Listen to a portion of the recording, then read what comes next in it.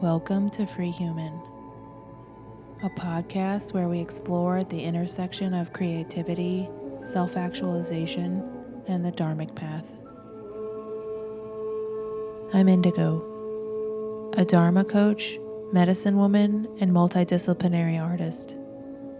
I guide humans through the process of remembering their true self so they can live in alignment with their soul.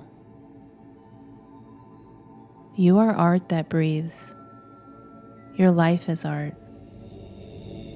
It's your intimate relationship with self and the universe. Every feeling, thought, movement, experience, and creation is your art. Your soul is singing a song, and the notes are weaving through the universe. To sing your soul song is to be free. This podcast is the fire circle in my Dharma garden, a place where we share our soul stories and medicine, nurture our curiosity, and weave our prayers into the collective. Thank you for being here. I am very grateful. Welcome to Free Human. Today I have Nikki, Valenti, and Hannah Dubner on the podcast, and I am so grateful, so happy, and excited to dive into the topic of illumination today. So we're going to talk about all things light. Yay. My fave. Yay. Yeah. All right. Light in the house.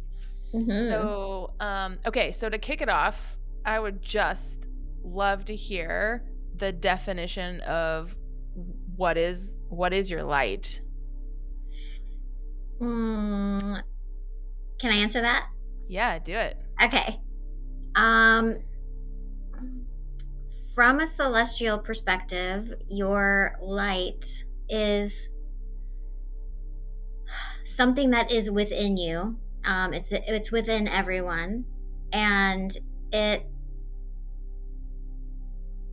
sometimes is dormant for people, but it's still there. So the one thing that happens is you will feel a flicker inside of yourself, something that feels exciting to you, or something that you want to explore deeper, or a flame that starts, like a little flicker of a flame that starts in your heart center or in your being.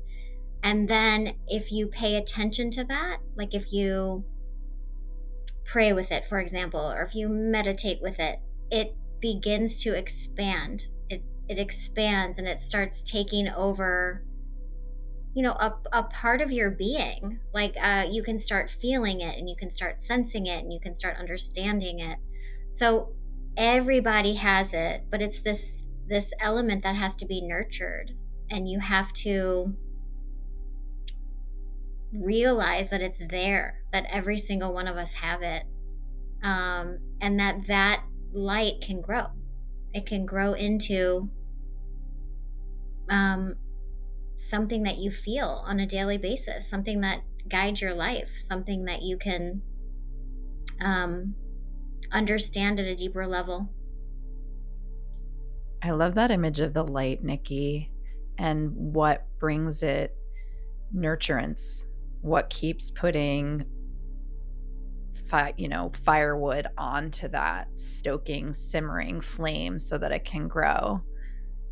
And from a theatrical standpoint, when we're in the light, we're able to share our gifts while also receiving them. We're able to sing our song and receive our song for ourselves while also sharing it with the people around us.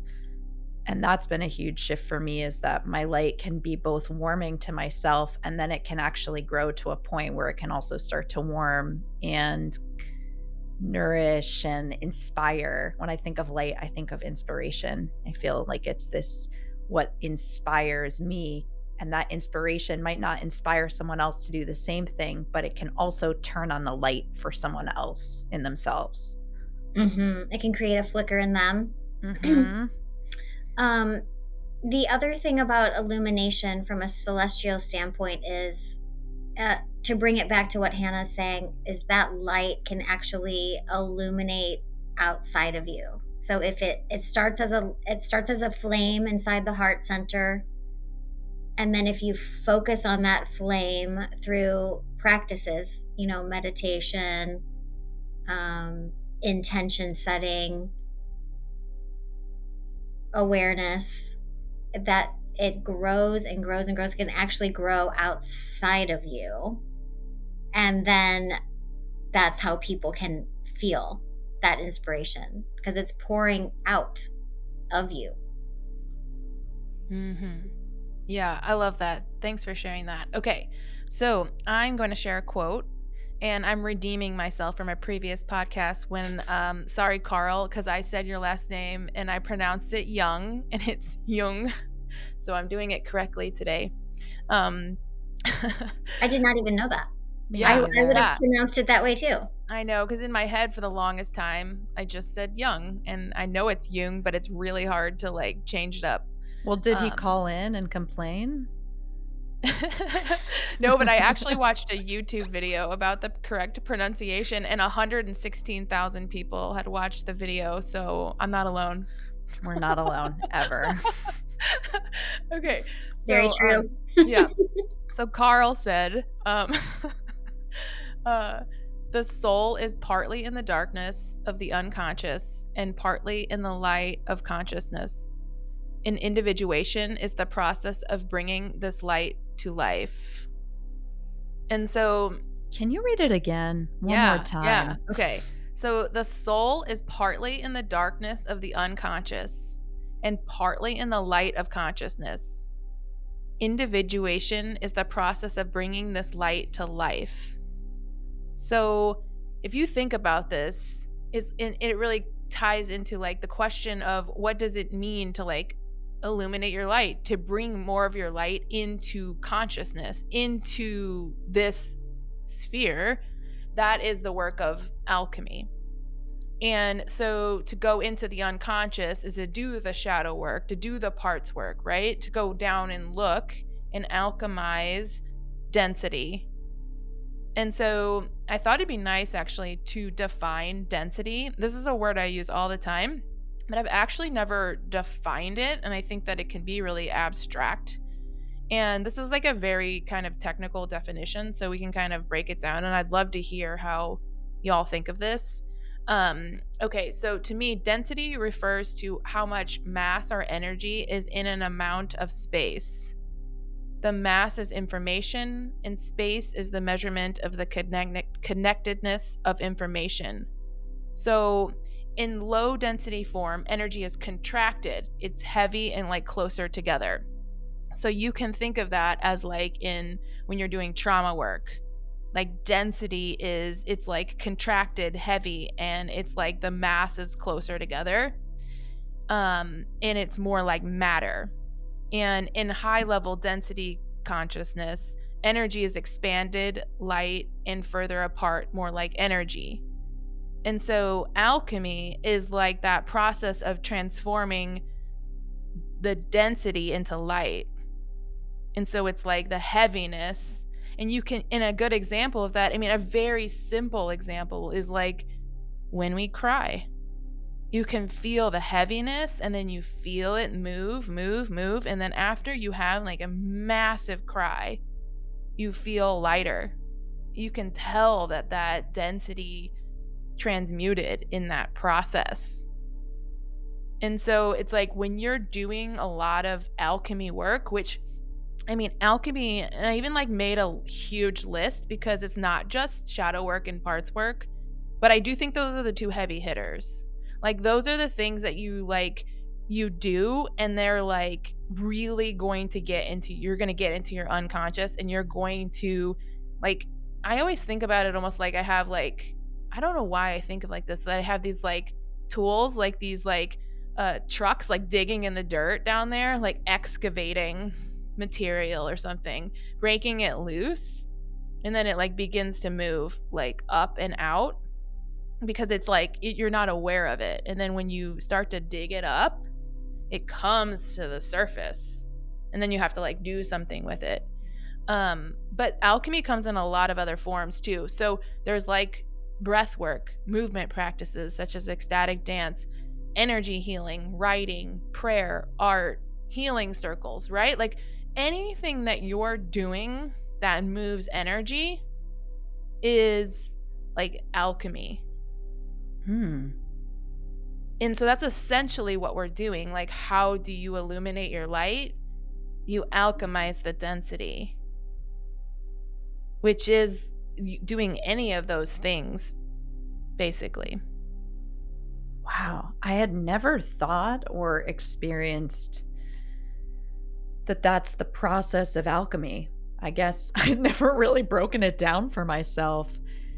I think what's resonating so much about what you just shared is the possibility of something transforming and actually becoming the fuel for more light, right? So it's like the density of the log when burned actually creates a bigger fire. It allows there to be more warmth, more light. But the process of the actual log burning can be quite unpredictable. It can be, I mean, I don't know how the log feels. I haven't checked in with it, but it is going through transformation. So there's a level of unknowingness that can be really disorienting as well. And these modalities and these processes that you shared of alchemy can be really helpful containers to help hold that process of bringing things into the light, bringing more love to help surround them so that they can serve that bigger fire and see that they're included too. They get to be, that density gets to be a part of the light, a part of the picture. I'm receiving an image of an illuminated body of like a real physical body, but it's illuminated in light, and the inside of it is full of the density, almost like the fascia. Like the fascia is really tight, and if you start stretching it, it gives it more and more space. And then once it has that space, then the light body keeps like glowing and expanding. Because I sort of think of two versions of illumination. Like one is we're already illuminated beings. We are already a container of light, and we have to nurture that light in order for it to glow. But as we are glowing, the process of the human process of transforming our density transforms into that light, which makes it continue to expand and glow. Yeah. Like we're already that glowing being. You know? It's both. Yeah, totally. It's like a twofold thing. So like the glowing body is the container for the alchemy to do its thing. Yeah, it reminds me of like the karma and the dharma. It's like, so we come into this life, we have these experiences, we inherit density ancestrally, we experience trauma, which creates denser energy and matter inside of us, right? And then we also continually, just being part of the world, we have experiences that are, full spectrum here on this planet. So then we have to alchemize through those, and they take however much period of time that they take, right? So we're having to move through that.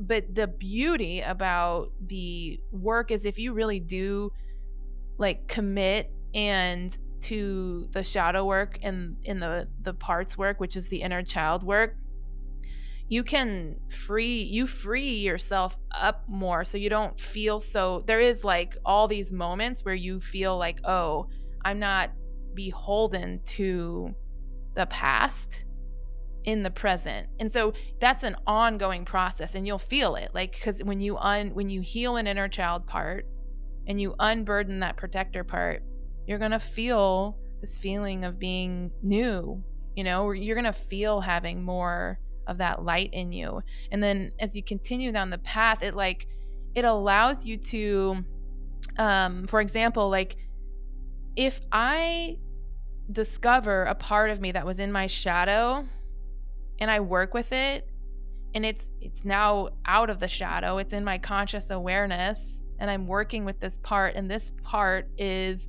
developing habits and behaviors and expressing, and this part is like doing archetypal work, and it's like it's connecting and downloading information from the celestial realm, right? Like this part becomes dharmic in the sense of it's like it has like an ability to hold a lot of light and like be in the world with that light. And the more you're able to alchemize your parts that had trauma patterns into like having functional dharma patterns, like you sense that you have more, you can sense you have more light available in your body, and then it's able to like express out into the world. And that's kind of what you guys were talking about, of like you can feel it, and it's you can feel someone's authenticity and their expression of light. And when you have like enough of it, it's like it's this beautiful reciprocal experience, right? Like you can give and you receive through it. It's that infinity loop. And so I think that's like, yeah, I'm glad you spoke to that, Nikki, because it's like it does feel like there's multiple layers to it. Mm-hmm. I've got a question. Go for it, Nikki. Well, if this takes away from your question, do your question first, okay? But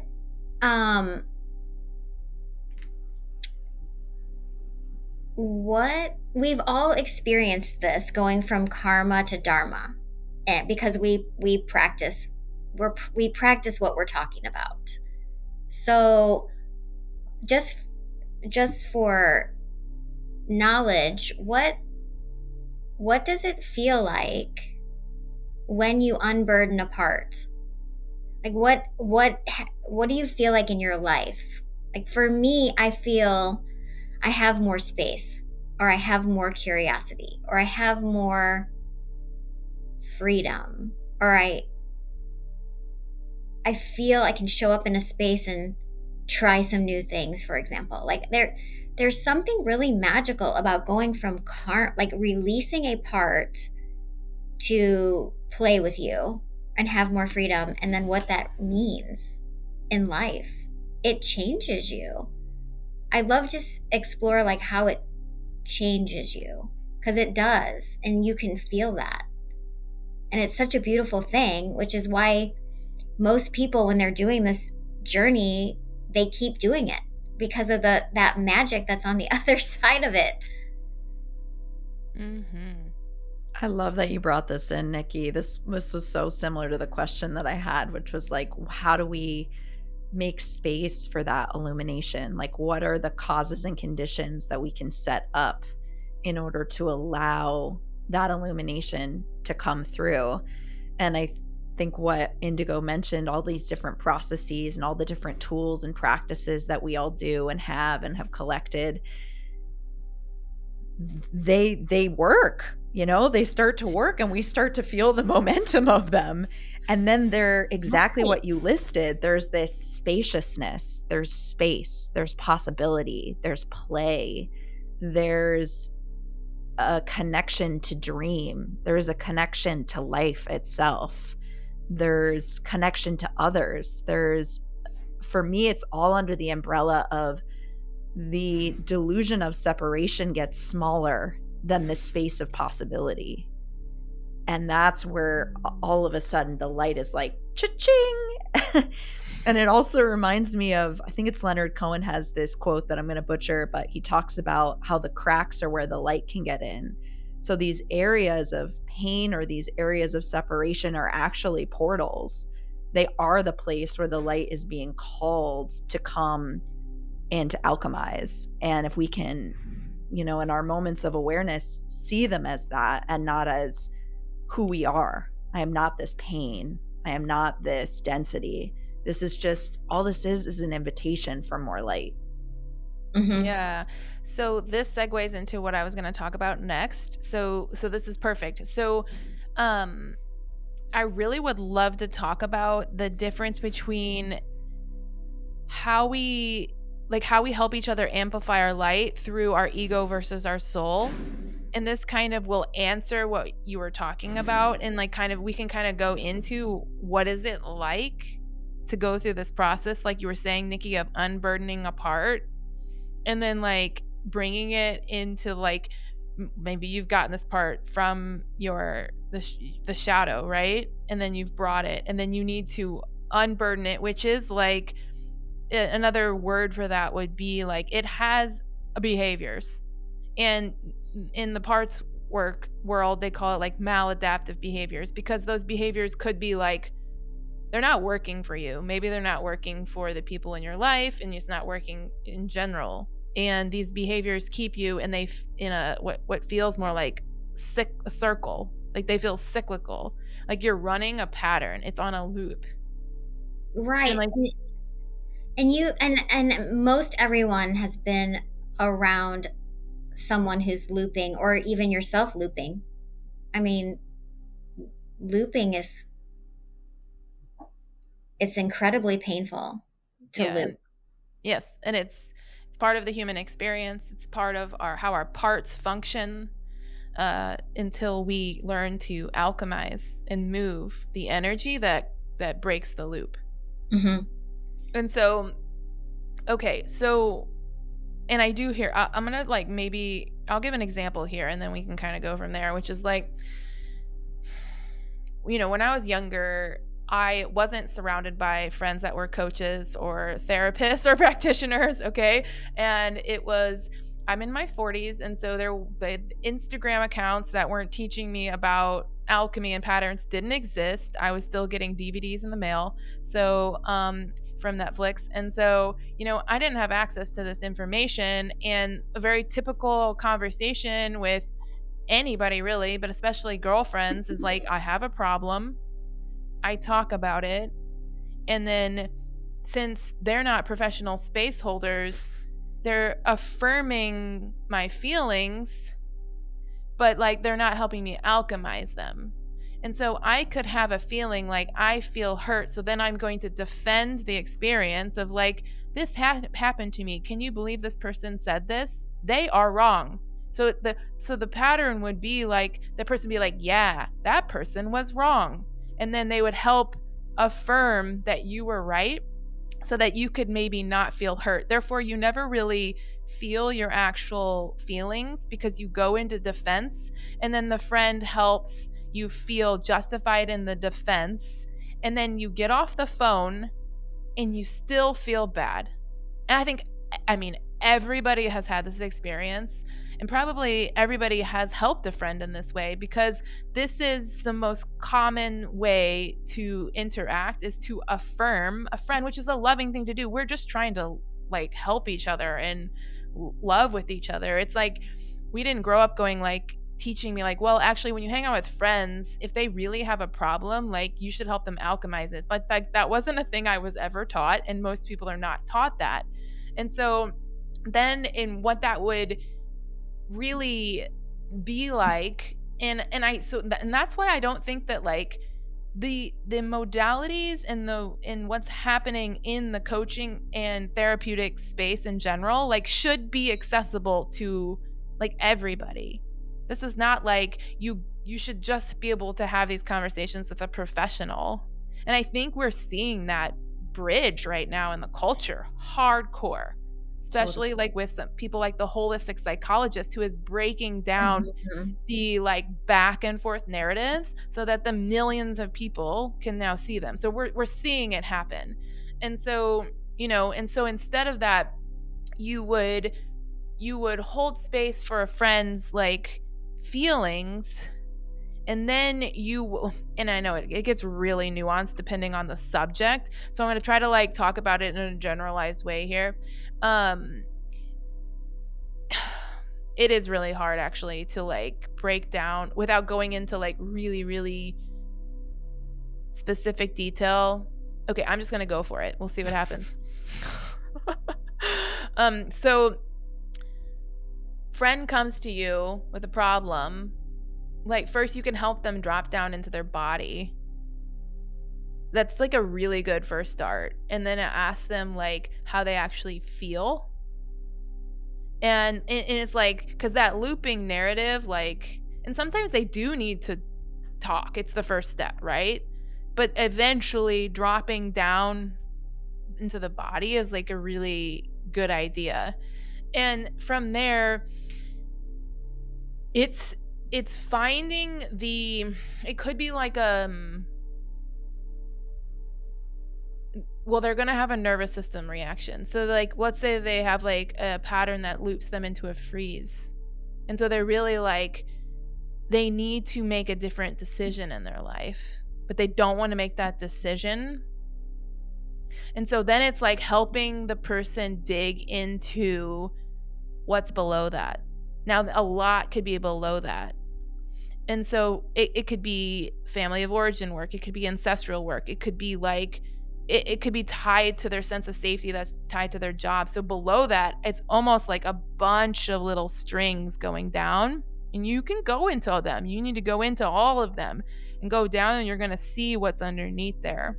When you get down in there, that's where like you're going to have to feel feelings, grief and shame. And alchemy always involves that. The shame aspect to it is the side that you've like you are projecting what other people are doing wrong to protect yourself. And then the grief is in the like exploration of really seeing what's underneath there, really seeing that it's like that you're responsible for making the change. And when you start to go down there, it's like you do see your shadow, and you do see how much grief there is in actually making changes. And it's like this process of alchemy is being able to hold space, whether you're a practitioner or a friend, for people to feel deep feelings and move through them and then take new action based off of that experience, versus deciding to like say it's the world outside and then choosing not to process it. That was beautiful. That was really beautiful. Yeah, I'd love to add a few things. I loved what you said about just the nugget, the like real depth of how it's about feeling the feelings. And I do feel that one of the things that we experience, you guys can tell me if it's not true for you,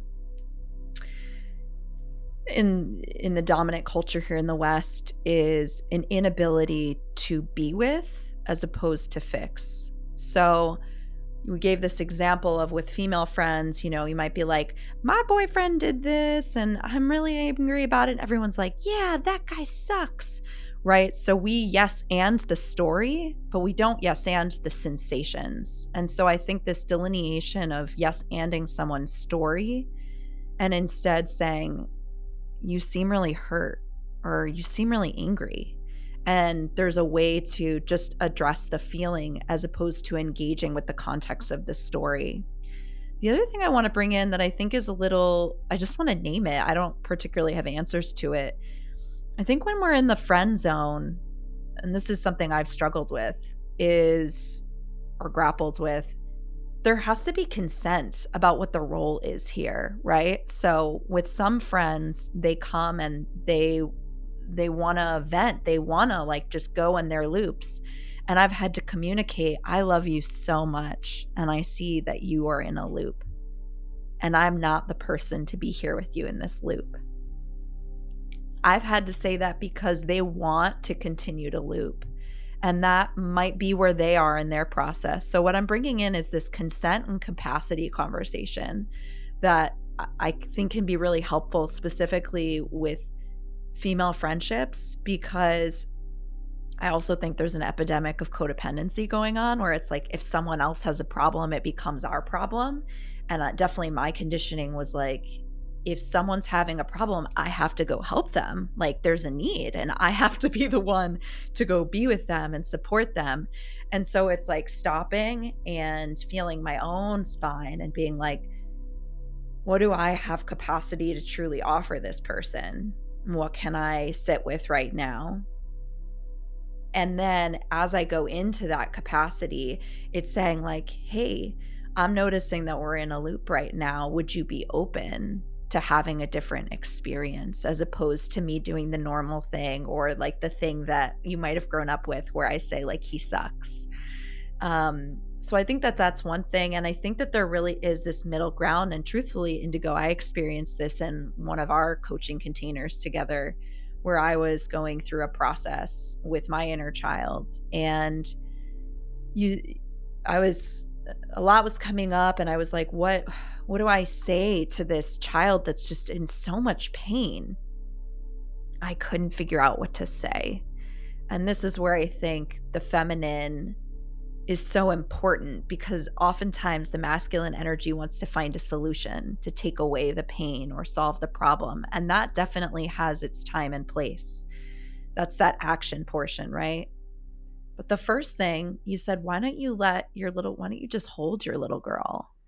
Why don't you just hold them? And so creating a space where someone can feel and allow that feeling to move and transform the energy, a lot of times open space for problem solving and possibility that just simply wouldn't be there if we first didn't go into the body and allow the nervous system to process what it needs to process, knowing that there are ways to calibrate and titrate that process so that it is safe and so it is something that person can handle.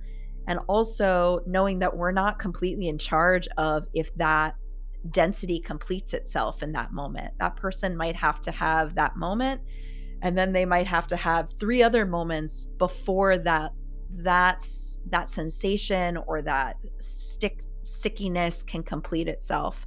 And all we can do is continue to come back and just offer that space if we truly have the capacity and are willing to. Mm-hmm. Yeah, I love that you brought this up because, there's a huge difference, obviously, between being in a coaching container and then helping a friend. And like coaching containers are alchemical containers.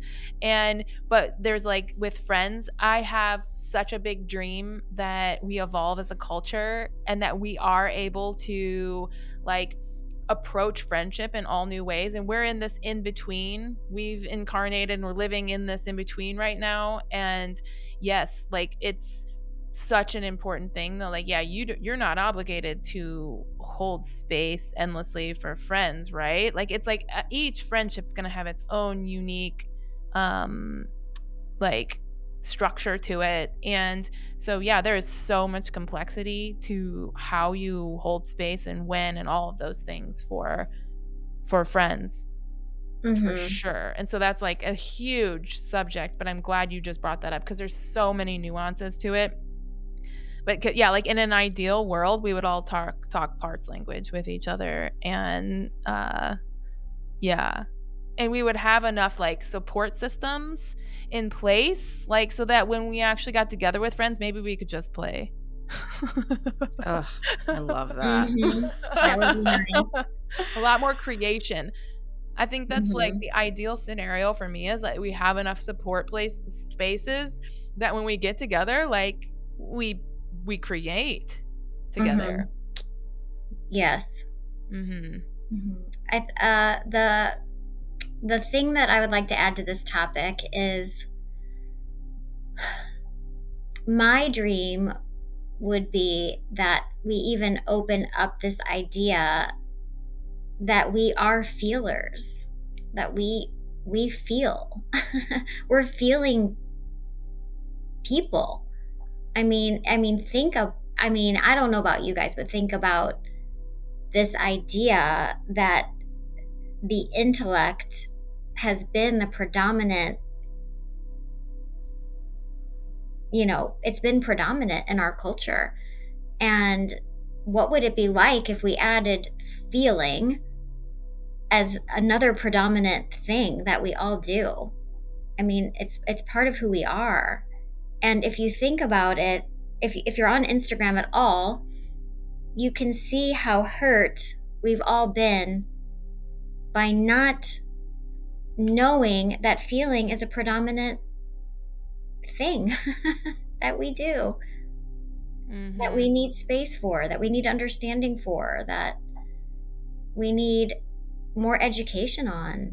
We need way more education on it.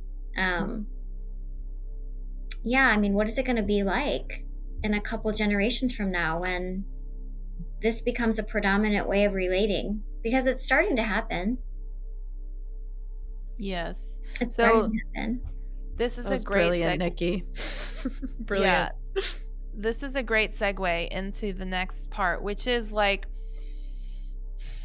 there's the descent, the shadow work, the inner child work. It's the like alchemizing all the stuff, right? So that we can actually have more light in our body and essentially illuminate more. But the other side of this, is the illumination of like our gifts into the world. And so that process of going down into the body, like you were saying, and why I love somatics, experiencing and somatic parts work and all of that. And we are starting to do that.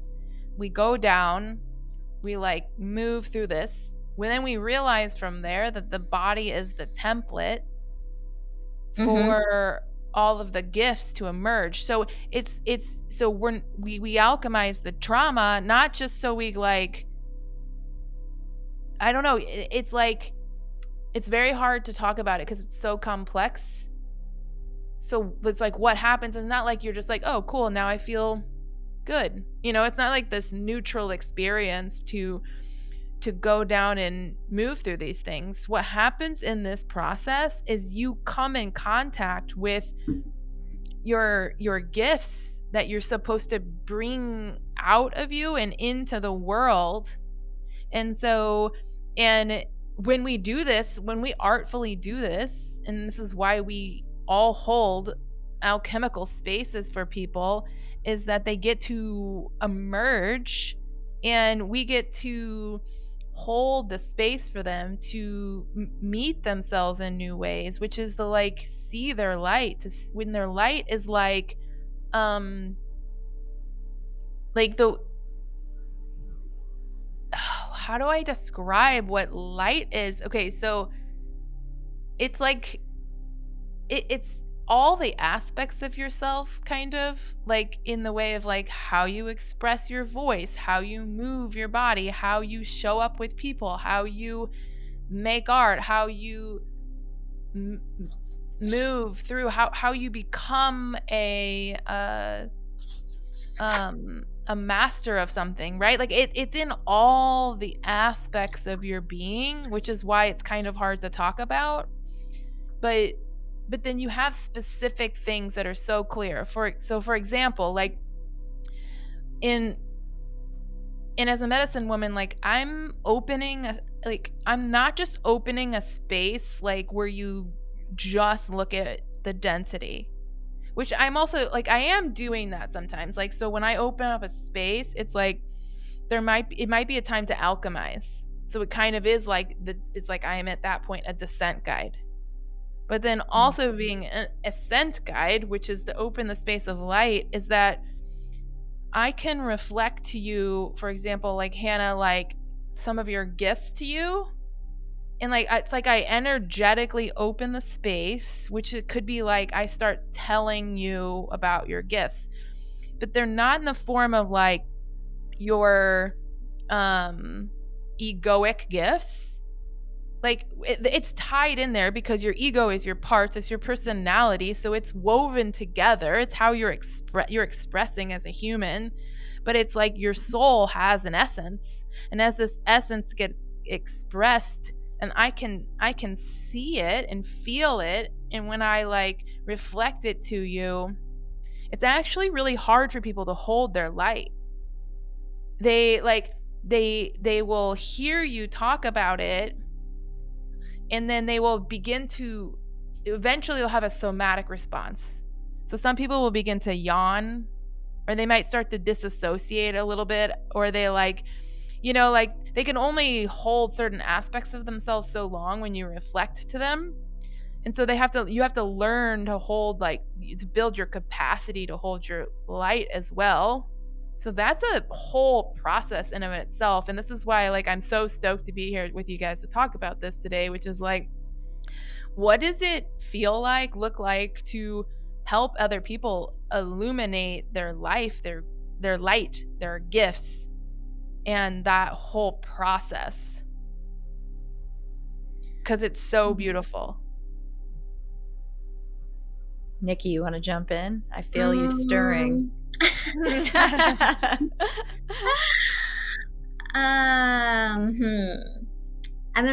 me close my eyes. I'm gonna connect to it.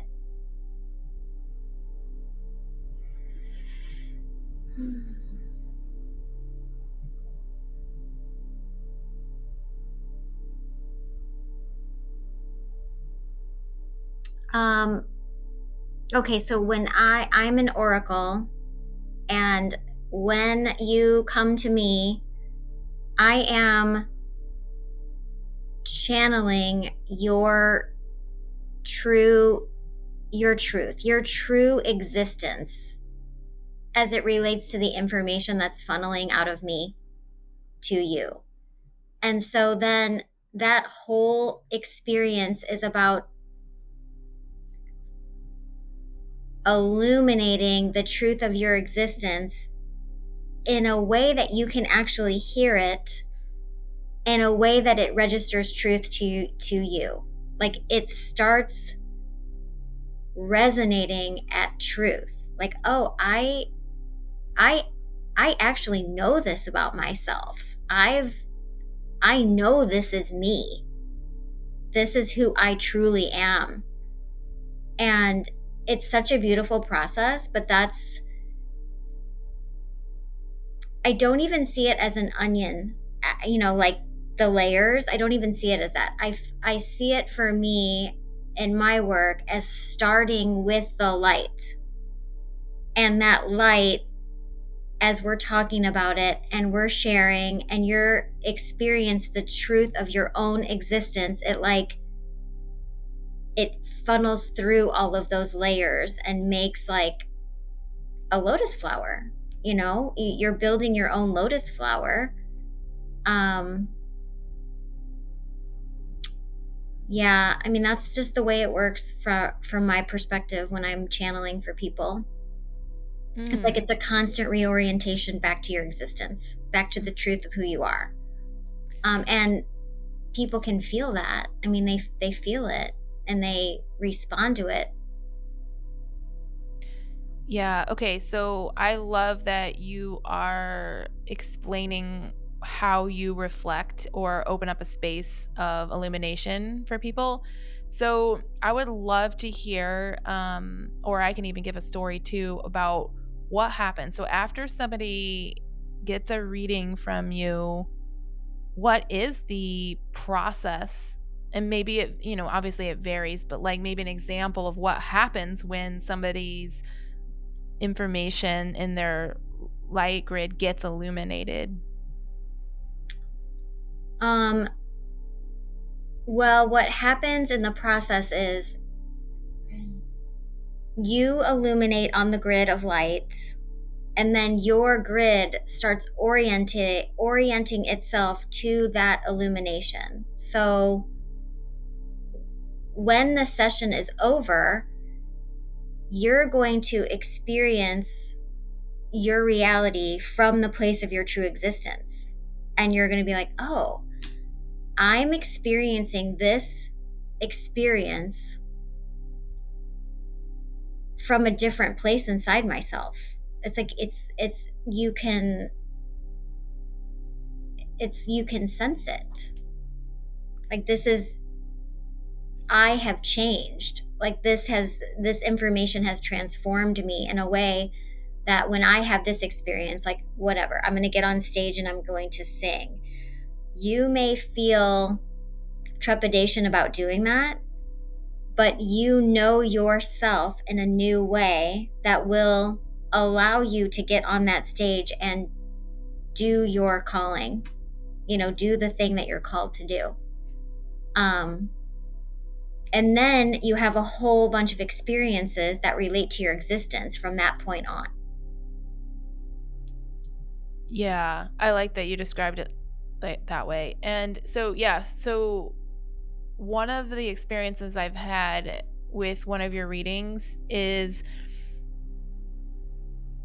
just to make it even more tangible. I think it's like you read the information and then I go, oh my God. So I have had these doubts about myself, but I kind of knew it. But I'm like, because you reflected it and it was so clear, I immediately, my body registered it as my truth. And it was able to anchor multiple pieces of my truth. And then through that process of hearing the illuminated information, I was able to see way more clearly how the universe is speaking to me.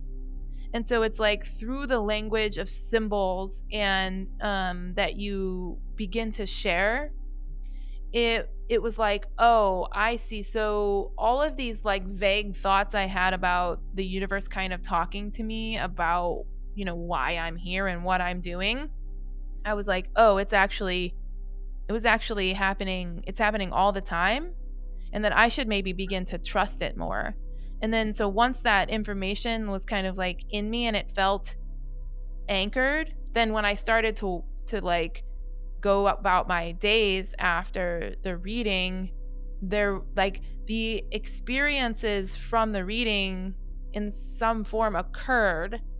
And then it was like it affirms your own knowing inside of yourself.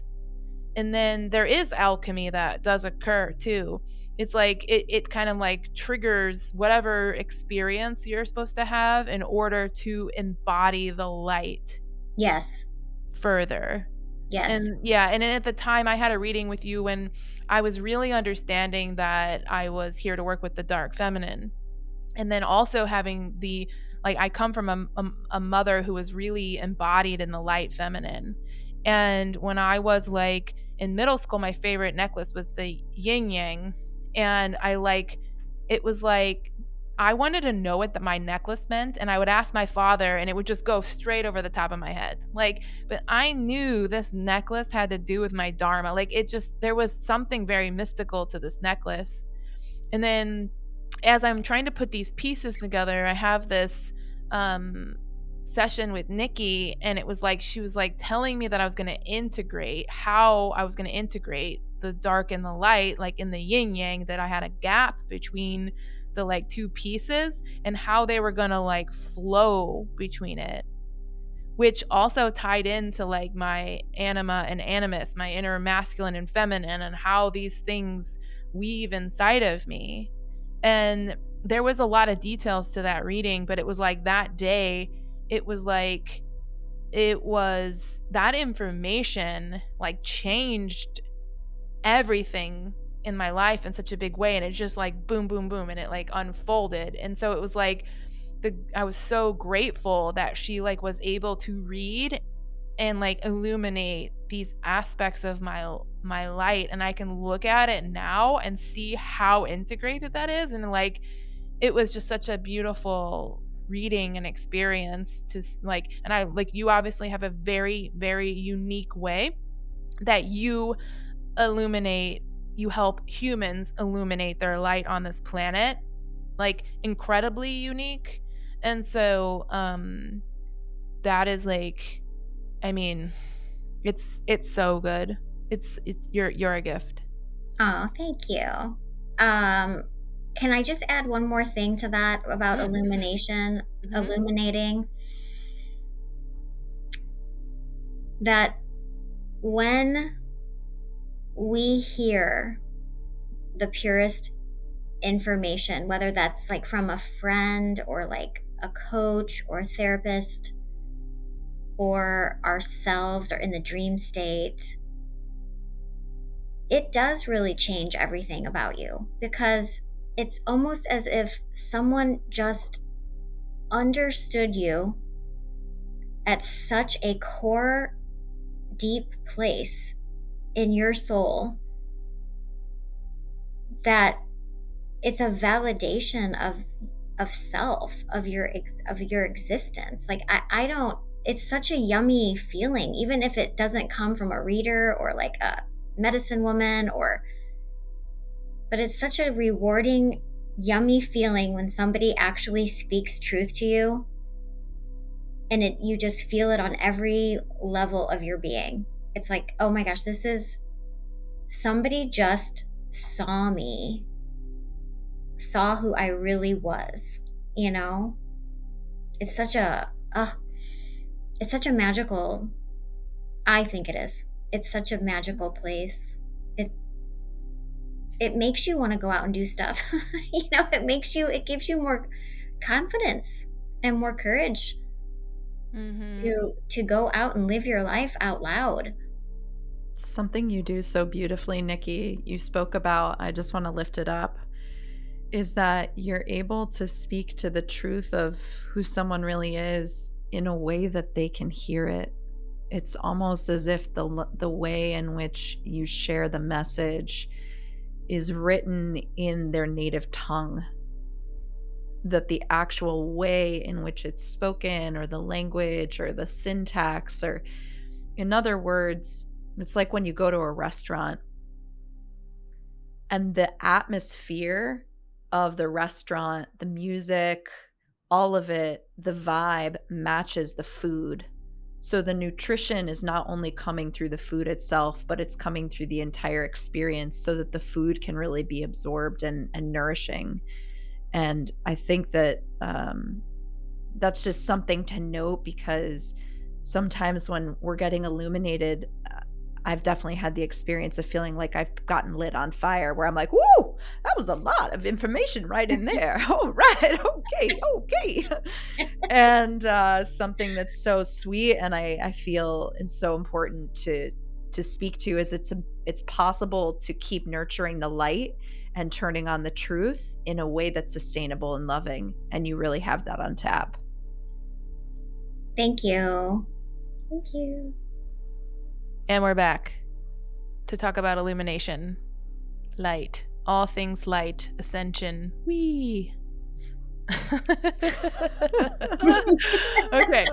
So for some reason, when I think of ascension, I was just like, I'm sliding up a rainbow instead of down in my mind. I don't know why. What do you say when you go up? Do you say we when you go up? Yeah, too? when I go up, I go woo, and I'm going up a rainbow. You don't reverse it, so it's like you. Yeah. Well, because I go we when I'm going down. I know, I go we when I'm going up. I don't know why. You? We. Yeah, it's something to do with like when you go through experiences of expansion, and you're like whether it's like initiatory, like through group experiences, container, individual, or just at home. It's for me, like when my third eye and crown expands and I go through those experiences, it's like there's an element of fun to it, and it's like and so it just feels like a really magical, beautiful thing that is available to people in this human experience. Mm-hmm. And sorry. No, go ahead. My guides, this is a clear question from my guides for you guys, either one of you can answer. What is the purpose for illuminating? Like, what is the purpose for it for you guys? Like, they are wanting us to talk about that. Like, why do we want to ascend? Like, what's the draw to it? I definitely know the answer very clearly. For me, it was getting on the path of service. Like, my soul knows. I have a deep internal knowing that I was here to be of service. And through that experience, I am now of service, and I walk the path of service. And so it's, to me, it's like a deep devotional space in my heart to that. And then it's like the more I walk that, it's such a beautiful experience to like deepen into supporting humans. And then I also get to enjoy my human experience even more. Like, so it's like, it feels like both of those things to me. But it also does involve like deeper feelings of grief. Like, I actually can feel some of those things a lot deeper now, but then I also get to feel more expansion and joy. It feels like my body feels calmer. There's like a lot more ease when I'm just in the world. And I really enjoy being way less triggered in general. Like, the amount of peace, it kind of feels like I have like earplugs in, but I don't when I walk around in life. I like the word devotion. Me too. I feel the desire for ascension that feels like wholeness. My soul is here to remember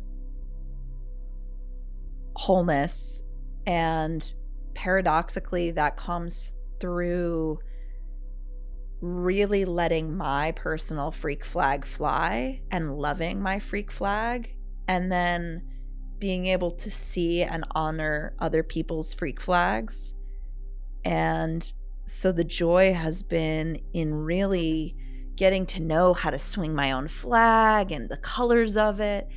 And then that has miraculously opened space to be able to see and acknowledge other people's freak flags and the way they, twirl them. And it's made me experience a sense of connection so that we can actually make something way greater than I could make by myself or you could make by yourself. So it's this desire for really deep creative collaboration and innovation on a human level that is coming from a soul knowing that makes me like, ooh, I gotta just keep on going, because wanting to remember the truth and knowing that we will forget is like the sexiest dance when I remember that it's a dance and remind other people that it's a dance.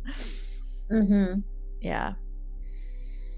What about you, Nikki? What about you, Nikki? Oh gosh, let's see. When I was younger, I knew I had this gift when I was younger. And I felt a deep sense of devotion to it. Like, I was born with something important that I had to learn how to nurture and care for with spirit. I mean, I did not communicate these things to my parents. And so I had a deepening happen at a very young age with my guides. And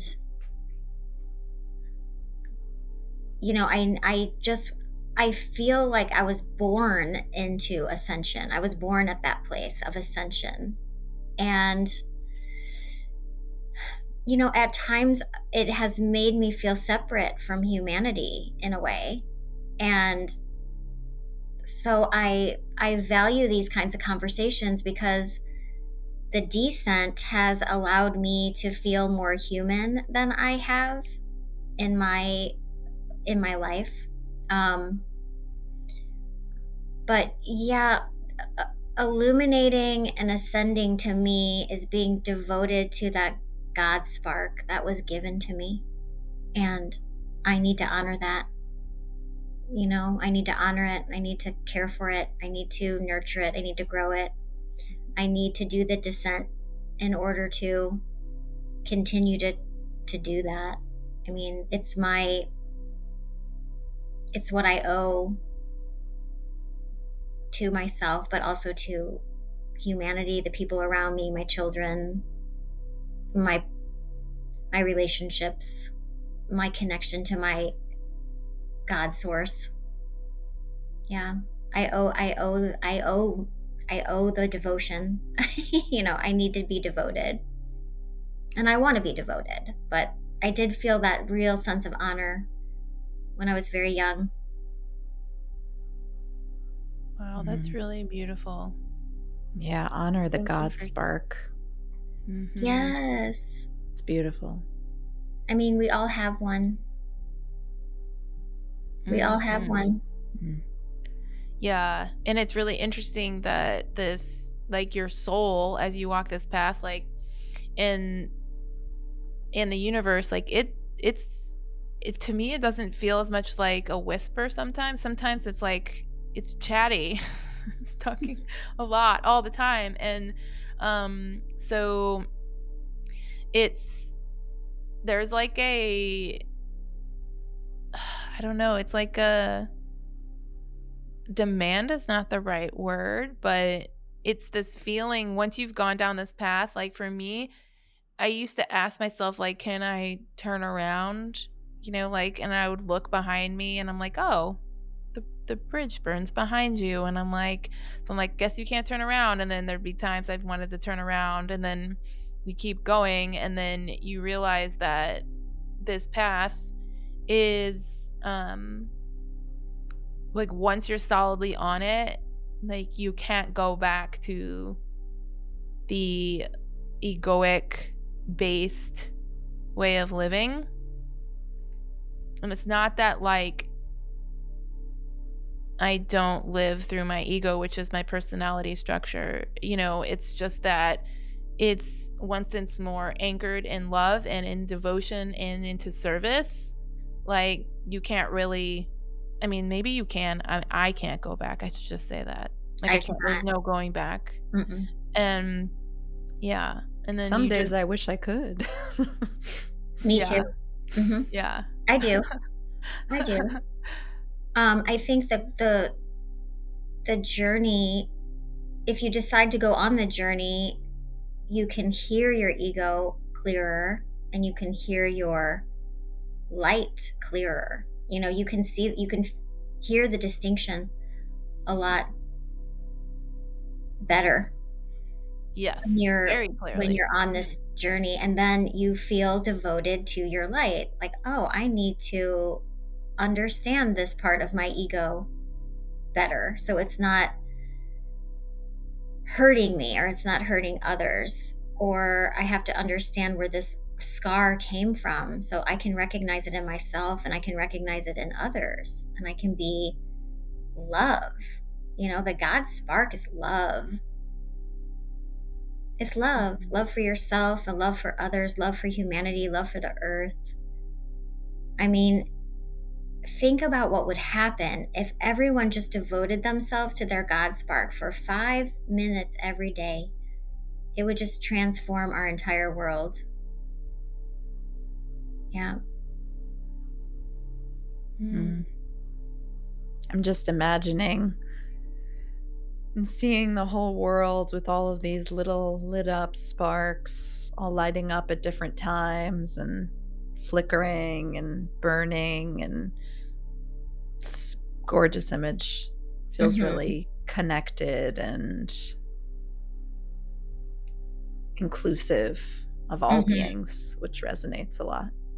And then if you have more, I mean, this is just tying back into all the discussions we've had so far, but if you anchor your light more, the ability to hold space for someone who may not want to anchor their light because that is also their God spark, like not to do that process, you have more in you that can hold space for them and still see them as love. So that's the beauty of it also. Like if you are the one devoting yourself to your God spark, that you realize that whatever path anybody takes is also their spark. Mm-hmm. Yeah, I like that you're speaking to this. So to kind of dive into this a little further, it's like our path is, each one of us are supposed to walk our path in just the right way that we are supposed to walk it. And that means the timing of everything in the broadest way, all the way down to like what happened to me yesterday and how I process through that is unique to me, and how you do it is unique to you. And that all actually comes with divine timing. And so there's some really, beauty in that, in the person who has a desire to maybe quit the job and like maybe make the leap, but they're like just unsure, and they might sit in a space of kind of working with what it's like to be unsure for 2 years. And they're like, if they do that for 2 years, like that's them being true to their own unique journey. And then somebody else might just go, all right, and then snap their finger and just take the leap. And that was how they were supposed to do it. And so there's like our parts, our egoic personality, like how we maneuver is beautiful. And so we're worthy and beautiful, like absolutely anywhere we are on the path. And our neuroses are beautiful. Our loops are beautiful. We're super like complex creatures. And everybody has that. Yeah, I love that you're bringing that in. I think it's easy sometimes to look at someone else's path. I've definitely been on both the receiving and the giving end of this, if I'm honest. And you're like, oh man, come on, it's your time. You got it. Take the jump into the water. You've got it. And the truth is, I feel a big part of my ascension journey has been sitting and just watching that person and saying, I love you if you jump. I love you if you don't jump. I love you if you stand here. And just seeing them where they are and validating that that is where they need to be. And if they decide to get off the cliff or they decide to jump in, that's their choice to own. I feel that a big part of the illumination process is taking back our power from outside of ourselves and looking to someone else or something else to give us the answers, and realizing that God's spark is within. And it's our direct connection. And that doesn't mean we can't seek resources or ask for support, but ultimately this sense of sovereignty of being able to say, like, I trust my timing. I trust nature living through me. I trust my God spark living through me. Let me attune to that, and let me really let that be the loudest voice in the room here, so that when I take input, I receive it, and then I also put it to my counsel, to my inner bits, and honor them and allow that. And that might mean I got to slow down because I've got a frayed nervous system after 2 years of grad school, and say, all right, I hear my God spark, it's ready to go. And also I have to acknowledge my nervous system and my body need to rest. And so having this conversation with all our different parts, and knowing that ultimately this spark within us can hold all of it and allow us to make an integrated decision, and to be able to see other people as making integrated decisions, even if we don't understand or never understand why they're making them. Yeah. And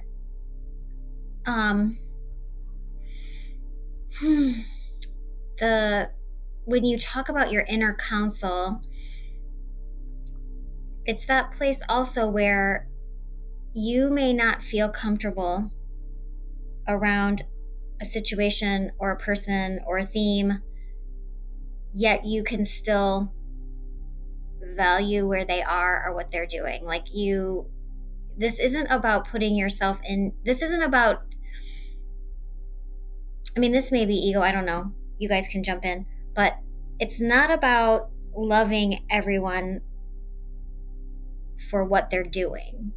It's loving yourself and your God spark and knowing yourself to this degree that you know what is safe, you know what is secure, you know your boundaries, you know what you want to participate in. And it doesn't negate the other person or the experience. It may not be for you, like this, I don't feel comfortable here. Like I just had a session today where the person is like, I don't feel psychologically safe. And I was like, oh, that rings true. And you need to honor that about yourself and the person that you're interacting with, So I don't want to give people the wrong idea about the God spark, like you have to drop into the body like we're talking about and understand where you are in time and space and how you feel about it. Look at that descent wisdom coming through. And honor it. Yeah. Yeah. It's in it. I think it's incredibly complex to describe what it's the process of becoming self-aware and anchoring into your own light, into your own knowing, into your own intuition, into your own soul, right? Like, and because it's unique, so therefore, and it can happen in this like a bajillion different combinations. But if I were to like try to describe that to kind of like more clear, I would say like the process of becoming self-aware is, it's helpful to have therapists and coaches begin to reflect to you what patterns are, what projections are, what your shadow is, how to do the healing, so that, because a lot of people feel like they lack clarity, like they don't understand what to do. Mm-hmm. Right? So like by working with practitioners, what they do is they begin to teach you how these modalities work and how the psyche works and how your body works. So then you begin like increasing your awareness of how to do the work and your internal state. Yes. And so you begin like practicing, just like anything. It's like you've decided to go play soccer and you don't know how to do anything yet. Well, it's like, it's nice to go get on a team and have a coach to learn, because it's like, and of course you can learn this stuff inside yourself, because you are essentially doing the work alone.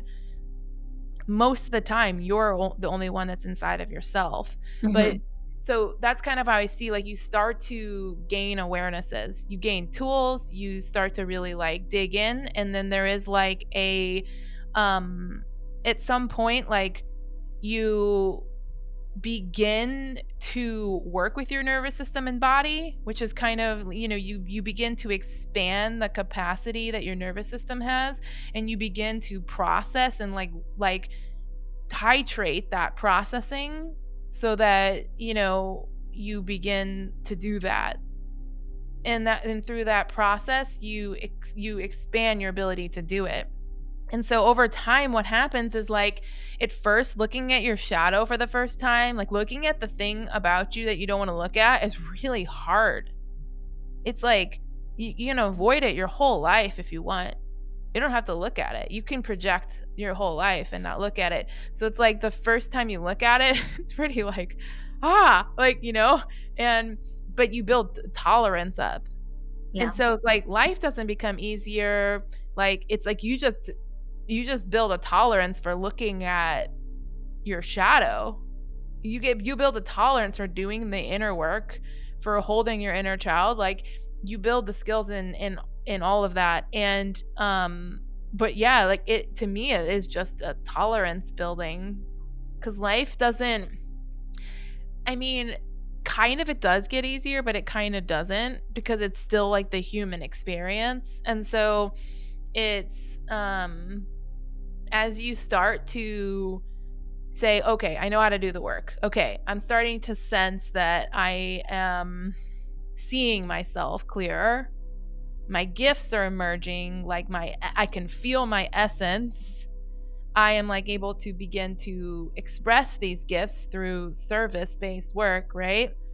What's going to happen from that place is you're going to have a lot of experiences with humans, and all of those things will do this thing, which is like we inevitably descend in order to ascend. So the next space we go into when we hold more light is to have to alchemize anything that is in our space that doesn't serve this next step. Yes. And so that is the step. And so when then we do it again, we move again, and then we alchemize, and then we move again. And it's quite simple, but not easy. Like whatever the thing is that you're asking for, you will have to alchemize what is in you that is not supporting the thing that you asked for. So the key here, if you want to make it really simple, the key is to really focus on what you're asking for. I mean, like maybe ask for one thing, ask for that one thing, and then your life orients around that one thing. Like every single thing that's happening to you has something to do with that one thing that you're asking to manifest.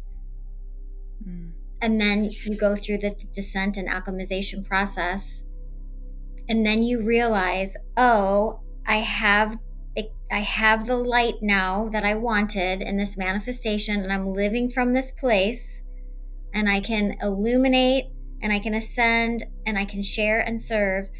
And then once you ask for the next thing, you're going to do the whole process over again. Like it's quite simple, but it's not easy. Now, I haven't had kids, so you guys will have to chime in and correct me if I'm talking out of something that's not a childbirthing hips yet. But from my experience of witnessing people talk about birth, it is this process of dissension and ascension, right? There's like, you're going down, there's this huge kind of shift that's happening in the body. And then during the actual birthing process, there are these contractions that are painful, from what I hear, and just really jarring. And then there are these expansions where you have to actually also push and open, and that can also be jarring for people to allow and relax and not kind of go into that space of surrender and release. And they move back and forth into this process until there is something that then you've manifested, that you have this sweet little baby. And from what I've heard, it's this process of getting through that birthing process. What can be very helpful is just staying focused on the service of saying, like, I know what's happening here. I'm right on schedule. Like nothing is going wrong, that there's pain here or there's distress. Or if there is something that's going off the rails, like what's the support that's needed in order to like come back into this process.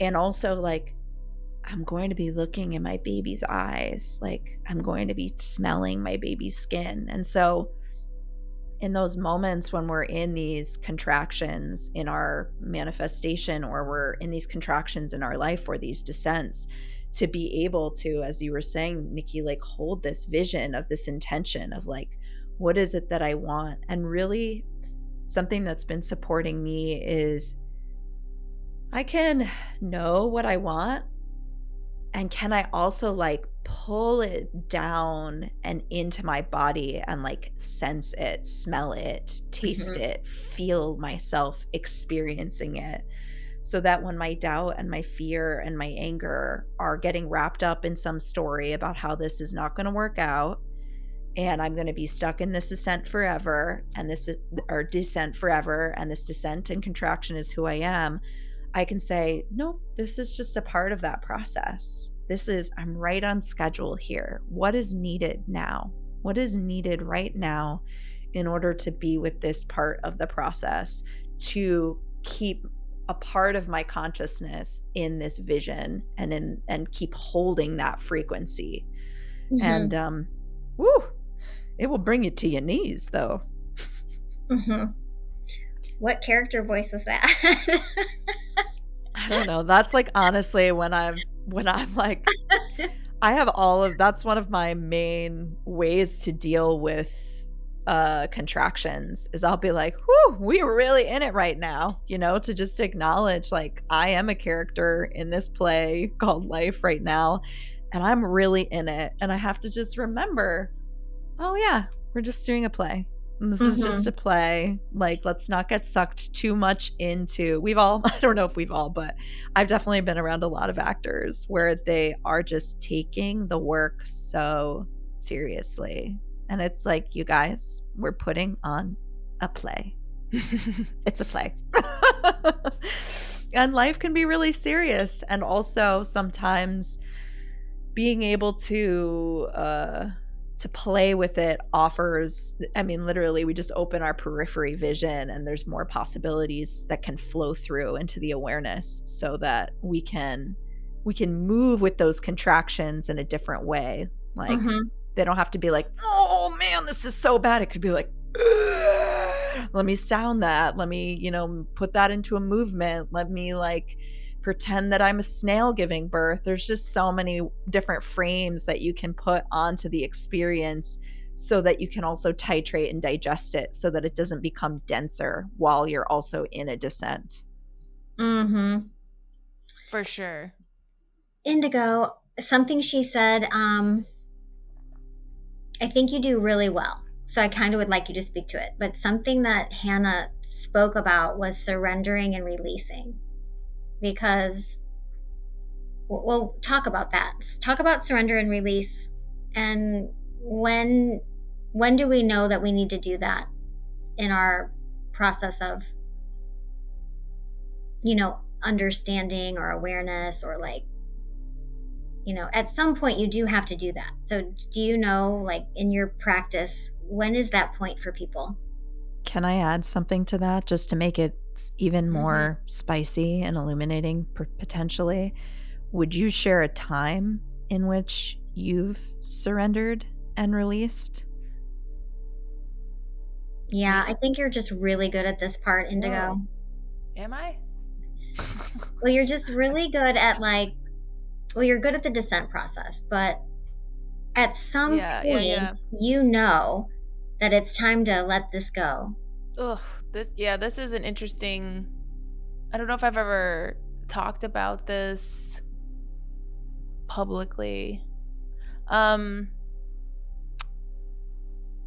me, this journey is like, we'll definitely have to do another podcast episode where we really try to break this down, because I'm having like 3 more hours of information filtering into me right now when we're about to close, which is the process of self-awareness of self.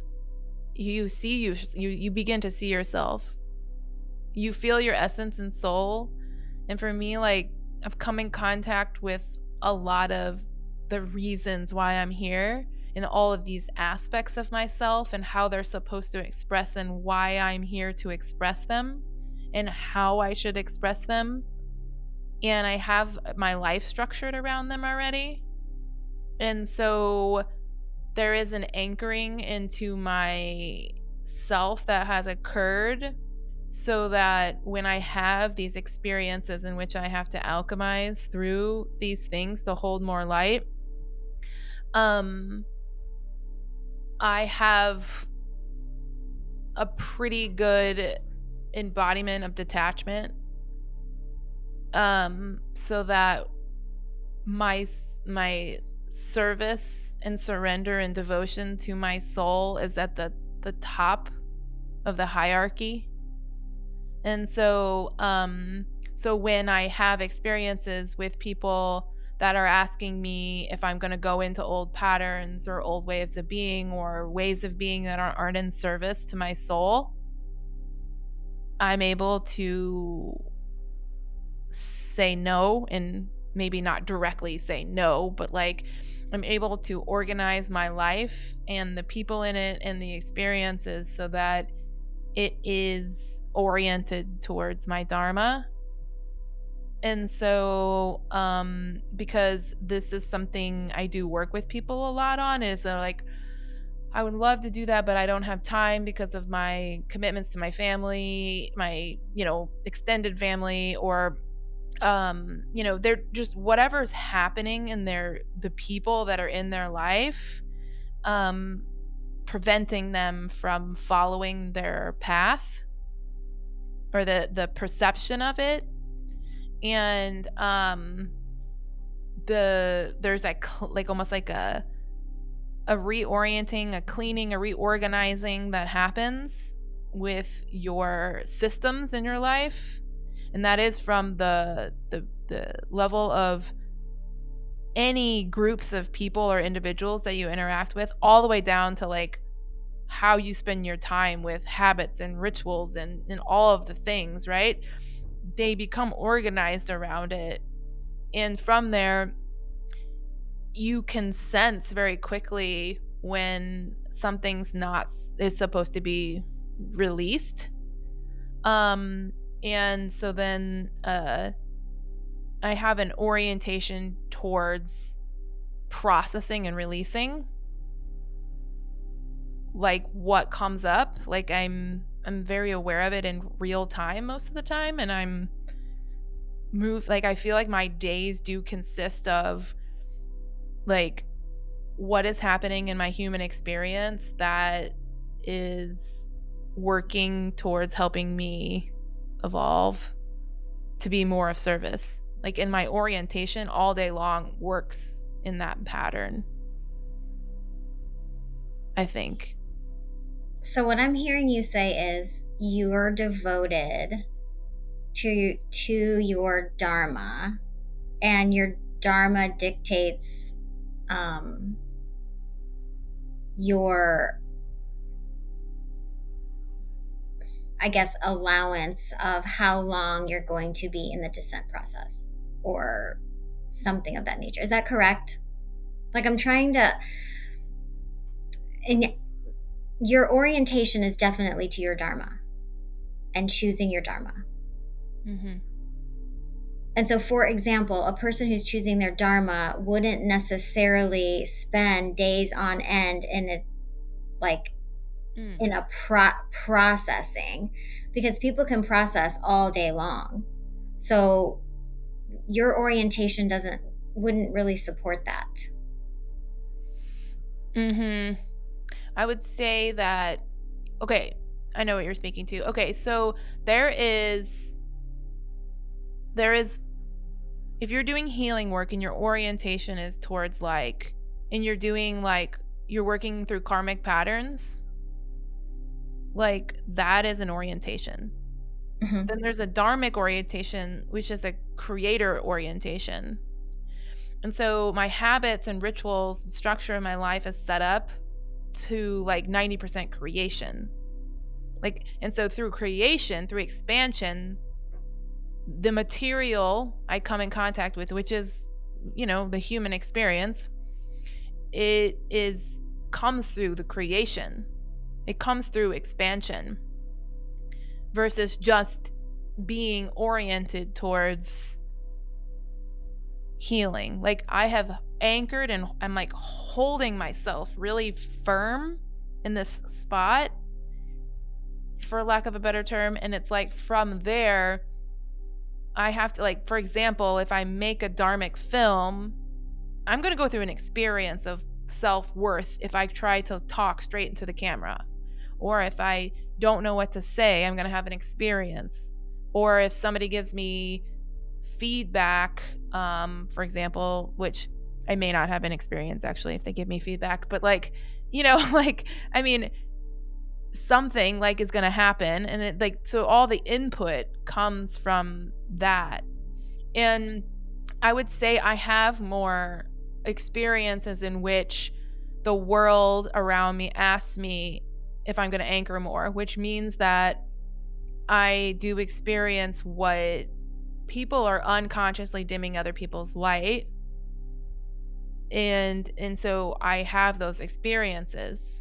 I experience what it's like to be in my dharma, in which the dominant culture is in karma.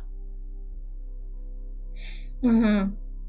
And that is, I have experiences about that all the time. Mm-hmm. And what that's like to be anchored in my dharma and to hold my light. Mm-hmm.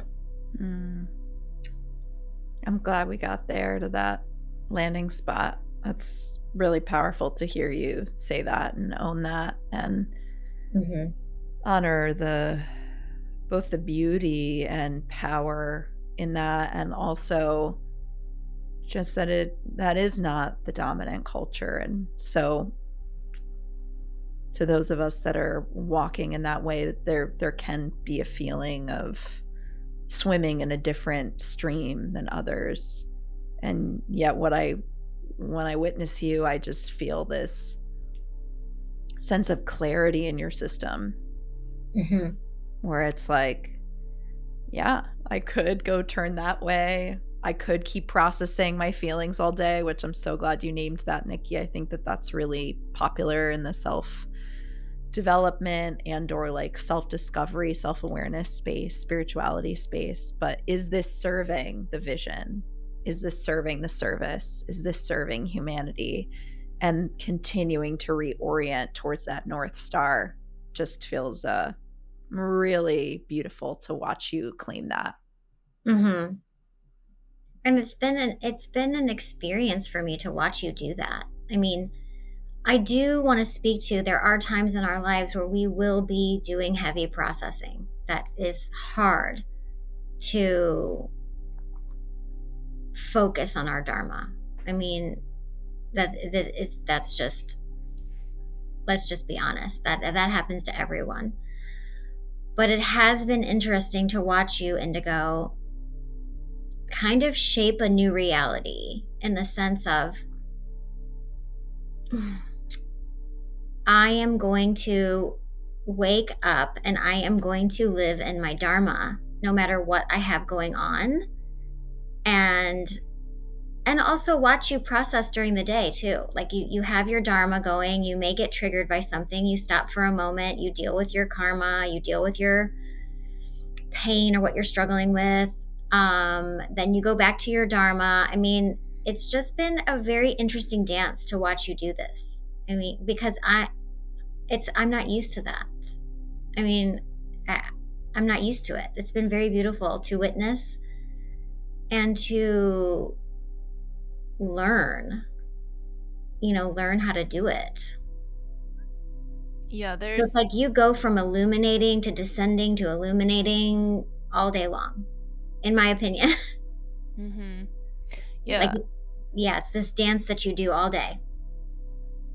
Yeah, thanks for saying that. And yeah, there's been a lot of pain actually in discovering my dharma and anchoring in it, because it's not like the dharma, like the light's not like, I'm in light now. I'm in light now, right? And of course I feel definitely higher frequencies and have access to things that are really beautiful and very light. But for example, like part of my dharma is to like teach people how to like disassemble their personas and masks, and to free their animal body and to decondition themselves. And so that's like a good example in terms of when I am doing my dharmic work. Of course, I'm going to receive reflections from the dominant culture. I'm going to receive information from people. And every time I do, it's like it's asking you to anchor deeper into yourself. And it's not always like, I think there is some really black and white statements out there that are really harmful, and that is like, the idea that I'm like never affected by, you know, input from the outside world, right? Like, and of course I can still be affected, but it doesn't mean I'm not anchored as well, Mm-hmm. right? It's like, Mm-hmm. there's like, there is so many layers that I'm not affected by. But of course I have experiences that affect me because I have wounds in there still, you know, like, I mean, so, you know, or like, because we're communal beings, we form friendships and we go through experiences that, you know, that those things happen. And so the anchoring into your knowing is like, it goes pretty deep with the dharmic work, that, like, you know, you leave things you love in order to walk the dharmic path. Yeah, and that's scary for people. I mean, it's Mhm. scary, but it does happen. Mm-hmm. Yeah. It does happen. It reminds me of the difference between the dream and the calling. You know, the dream and the dharmic path. And the dream might be the fantasy. It's like, I'm going to love everything. You know, I'm going to like walk into this thing that I dream of being. And the calling is a little bit more like, this is how this is. This is your mission. Mm-hmm. And it has for me, it's had a little bit more of a humbling experience versus a, like, as you said, experience. Mm-hmm. Yeah, it's a interesting experience to accept who you actually are when you just start to discover it, and to understand why you're here. I mean, there's definitely been moments like, can I get a phone and dial the universe and be like, are you sure that I signed up to do this? Like, this is who I'm supposed to be in this life? Could we just change up this line? That'd be just this one. Can I just not be this one thing? Mm-hmm. It's like, This reminds me of you know, that Jim Carrey movie when he is with God. What is that movie? Do you guys know what I'm talking about? Bruce Almighty, I think. Is that it? Oh, maybe that is it. Yeah. I don't know. It reminds me of that movie where he's constantly going up to talk to God and then being shoved back down under the earth. Yeah. That is the experience sometimes. Oh my gosh. I'm aware of our time, and I feel like we could do a whole other podcast on just living the dharmic path. It was so beautiful, Indigo, to hear you speak about it, and to know your and Nikki your relationship, and having that transmission be so present in your friendship. Yeah, is there anything you want to close us out with? Okay, so I think there's just one little thing that I think would be fun. What if we all spoke 2 really beautiful things we love about ourselves? Like aspects of our light. Okay, you go first. Your God spark first. Yeah, you go first. Okay. I love being like a dharmic hype man. Like, I love illuminating other people's light and celebrating with them and getting like amped up about it, and being able to speak and share a space where people are really in this like loving celebratory space about like our gifts and the beautiful aspects that we bring. That's one thing I really like about me. Me too. I love it. Yeah, I like shout on the rooftop for somebody else. I'm like, look at this person, she's so cool. Okay, I feel that around you too, to be honest. I love it. Yeah. Okay. Ooh, a second one. This is stretching me. Okay. I really like that somehow the universe assigned me to go through this wild ecstatic dance experience, in which on the well, of course it's ever unfolding, but like my transmission from an archetypal perspective of being like animalistic and primal and like unmasked and like raw, like when I'm able to dance like that, I'm like, I'm really glad I decided that that was part of my assignment in this life, because it feels like pure joy. And I think that I really like expressing that out in the world, because it gives permission for people to like not have to hold up the personas that are very tiring, that we don't actually want to be holding, and like you can just set it down and then like let it loose. I really love that. I love it too. I love seeing your videos. Me too. Thanks. Okay, Hannah, you're up next. All right, let me talk to my God Spark. I love my play medicine. I love it. I love that one of my missions here is to play with everything like a child and put it in my mouth and bounce it on my head and like rub my butt on it. And I feel like it's so threatening to so many different aspects of culture that it just feels like the most joyful, sometimes like antagonistic, naughty way to be a freedom fighter. And it gives me so much energy and hope and sustainability in my process too. So I love that. And what's coming through right now is I really love my sensitivity and the ability to sense where someone is and to meet them there and to feel that there is space for us to connect as souls and to be a guide in feeling and trusting that feeling, as Nikki said earlier, is such a deep form of creative intelligence. It's a part of the creative forces that create all of life. It's through feeling. So sensitive feeling girl over here. I love that about you too. Thanks, Nikki. Okay. Nikki, I pass the God Spark to you. Me, God Spark.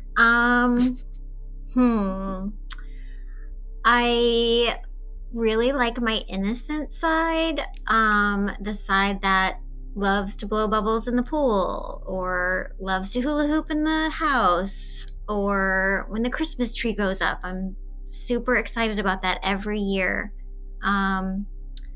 Seeing a person smile at me or I smile at them. I'm just the pure innocence of life is. I'm so glad that I'm a person that can experience those things. It means a lot to me, and I love it. Second, I love loving people purely. Like, I think I was granted that gift, and I take it seriously. Sorry. No, cry. It's beautiful. That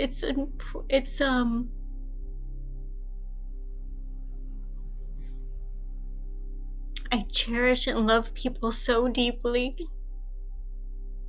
and even though that's hard sometimes, I'm so grateful that I have that.